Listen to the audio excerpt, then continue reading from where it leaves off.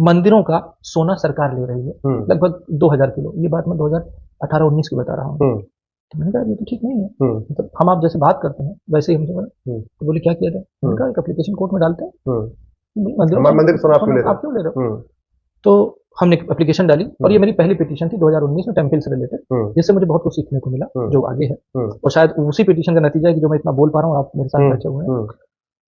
वो तो हमने रुकवा लिया कि 2000 किलो सोना मंदिरों का सरकार नहीं ले पाई, वो मंदिरों के पास रहा।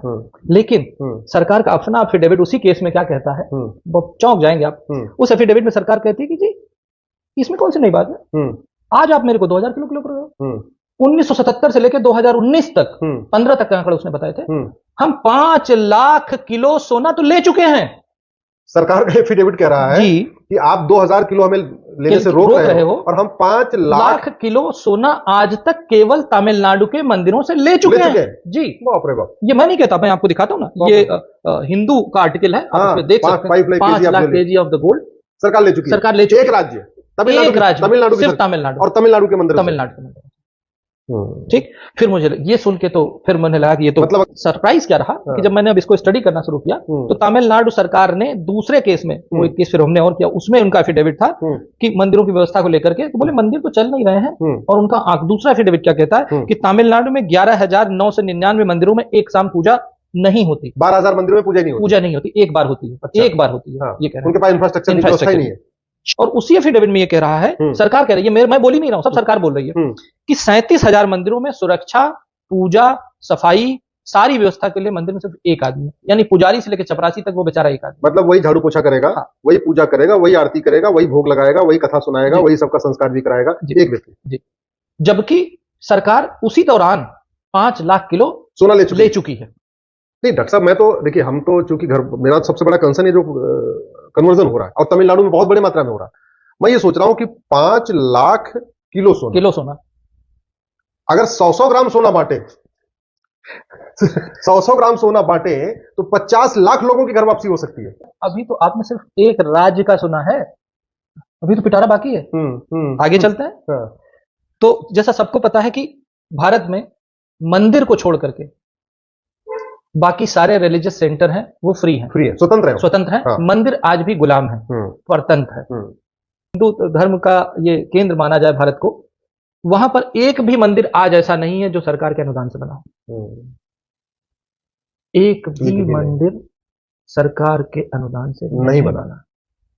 हमने ये आरटीआई डाली कि अच्छा ये 5 लाख किलो सोना आया तो गया कहां? क्वेरी है। अभी इतने मंदिर बंद हो गए, सोना आया सरकार ने, तो गया कहां? 5 लाख, तो 5 लाख किलो। और ये सिर्फ सोना अभी पैसा हमने बताया नहीं, पैसा अलग है, इनकम अलग है। ये आरटीआई में लॉ स्ट्रीट जर्नल का आर्टिकल में कोट कर रहा हूं। इसमें ये कह रहा है कि where does the temple money go, state and centre authorities have no answer, Law Street RTI reveals. तो उनको पता ही नहीं है कि वो कह रहे हैं हमको नहीं पता जी कि हाँ 5 लाख किलो सोना आया था, हाँ इतना निकला, पर उसका यूटिलाइजेशन कहां हुआ इसके लिए उनके पास आंकड़ा नहीं है कि कहां यूटिलाइज हुआ। जून 2022 मद्रास हाईकोर्ट ऑर्डर, जब हम लोग इस केस में घुसे तो केस में यह हुआ कि जो आप उसमें मूर्तियां देखते हैं वो मूर्तियां गायब करके डुप्लीकेट मूर्तियां वहां रखी हुई हैं। क्योंकि सोने से ज्यादा महंगी मूर्तियां हैं, सालों हजारों साल पुरानी मूर्तियां हैं, उसको गायब करके उसकी डुप्लीकेट रखी गई। जब ये मामला उठा गया तो 40,000 मंदिरों की फॉरेंसिक ऑडिट का ऑर्डर दिया है हाईकोर्ट ने 2022 में। फॉरेंसिक, क्योंकि हमें पता ही, हम तो पूजा करें ना, हम तो मूर्ति की असली की कर रहे हैं कि नकली वाली जो रख दी गई उसकी कर रहे हैं। ठीक, 60 सालों में आजाद भारत में किसी भी मंदिर जो सरकार कंट्रोल करती है उसका कोई ऑडिट नहीं हुआ। लेकिन क्या आपको पता है कि पूरे भारतवर्ष की जीडीपी में हम कितना कंट्रीब्यूट करते हैं?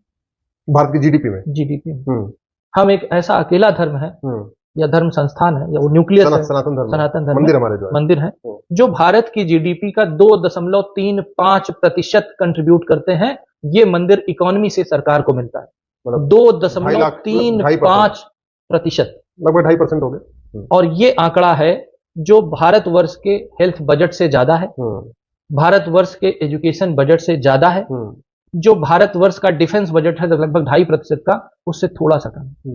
इतना मतलब ये हुआ कि जो वैष्णो देवी पे लोग इतना सब चढ़ावा चढ़ा रहे हैं, या तिरुपति पे इतना चढ़ावा चढ़ा रहे हैं, या सिद्धि विनायक में चढ़ा रहे हैं, या जो बड़े बड़े मंदिर हमारे बड़े प्रोमिनेंट मंदिर है, तो लोग चढ़ा तो रहे हैं अपने भगवान को, श्रद्धा के, और सरकार उसको ले रही है, वो सरकार के पास जा रहा है। और वो हिंदू धर्म के हित में, हिंदू धर्म के प्रचार प्रसार के लिए खर्च भी नहीं हो रहा है, वो पैसा वहां जाते सेकुलर हो जा रहा है। हाँ, सेकुलर हो जाता है। तभी तो मैंने पूछा यूज कहाँ होता है, तो उनका जवाब नहीं था। अब आप लेटेस्ट देखिए राम मंदिर, उसका जो क्वांटम था वो 5,450 करोड़ था, जबकि राम टेम्पल ट्रस्ट ने मना कर दिया था पैसा मत दो। ठीक बात है, मना किया। और एक चीज बता दूं, ये 5,450 करोड़ रुपया जो है, ये उस साल के भारत के डिफेंस बजट से ज्यादा था। तिरुपति बालाजी से हर साल 3,023 करोड़ रुपए सरकार के पास जाता है। वैष्णो देवी से 2,000 करोड़ रुपए हर साल जाता है। अंबाजी से 4,000 करोड़ रुपए जाता है। द्वारकाधीश से 1,200 करोड़ रुपए जाता है। सोमनाथ से लगभग 1,200 करोड़ रुपए जाता है। गोल्डन टेम्पल से 690 करोड़ रुपए जाता है। ये हकीकत है। और जो गोल्ड का जो डोनेशन होता है, ये तो पैसे, जो मैंने पैसे बताए, गोल्ड का डोनेशन जो एवरेज देखा गया है, मैं 2 मंदिरों का बता देता हूं। जो तिरुपति बालाजी में लगभग हर साल 130 किलो सोना डोनेट होता है, और शिरडी के साईं बाबा जो कहे जाते हैं, वहां पे हर साल 380 करोड़ रुपए, 380 किलो सोना डोनेट होता है, और ये सरकार के पास जाता है। और ये जो भी डोनेट हो रहा है, ये हिंदू धर्म के प्रचार प्रसार के काम में कोई नहीं आ रहा है।